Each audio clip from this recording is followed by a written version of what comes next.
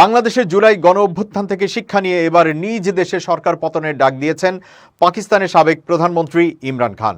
সম্প্রতি নিজ দল পাকিস্তান তেহরিকে ইনসাফ তথা পিটিআই নেতাকর্মীদের ওপর অন্যায় নির্যাতন ও দমন পীড়নের প্রতিবাদে প্রবাসী পাকিস্তানিদের প্রতি রেমিটেন্স পাঠানো বন্ধ রাখার আহ্বান জানিয়েছেন ইমরান খান। পাকিস্তানের সংবাদ মাধ্যম দ্য এক্সপ্রেস ট্রিবিউন জানিয়েছে, বৃহস্পতিবার আদিয়ালা কারাগারের বাইরে পিটিআইয়ের আলোচনা কমিটির মুখপাত্র সাহেবজাদা হামিদ রাজা সাংবাদিকদের কাছে ইমরান খানের অবস্থান তুলে ধরেন। তিনি জানান, ইমরান খান তার দলের ওপর দমনপীড়নের পরও নিজের অবস্থানে অটল রয়েছেন। সাংবাদিকদের কাছে পিটিআই মুখপাত্র বলেন, ইমরান খানের মুক্তি আইনি ও বিচার ব্যবস্থার মাধ্যমেই হবে।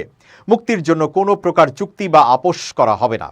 পিটিআই মুখপাত্র জানান, আগামী বছরের 31 জানুয়ারির আগে সরকারের সঙ্গে পিটিআইয়ের আলোচনা শেষ করা হবে। এই আলোচনার সময় ঘোষণা করবেন পিটিআইয়ের চেয়ারম্যান ওমর আইয়ুব। হামিদ রাজা জানান, ইমরান খান তার উপর হওয়া অত্যাচার ক্ষমা করে দেওয়ার ইচ্ছাও প্রকাশ করেছেন। রেজা পিটিআইয়ের আলোচনা কমিটির দুটি প্রাথমিক দাবি তুলে ধরেন, যাতে 9 মে ও 26 নভেম্বরের ঘটনা তদন্তে বিচার বিভাগীয় কমিশন গঠন করার দাবি করা হয়। সাংবাদিকদের সামনে কথা বলার সময় ইমরান খানের কারাবাস দীর্ঘায়িত করার জন্য নতুন মামলা দায়ের করার অভিযোগও করেন পিটিআই মুখপাত্র।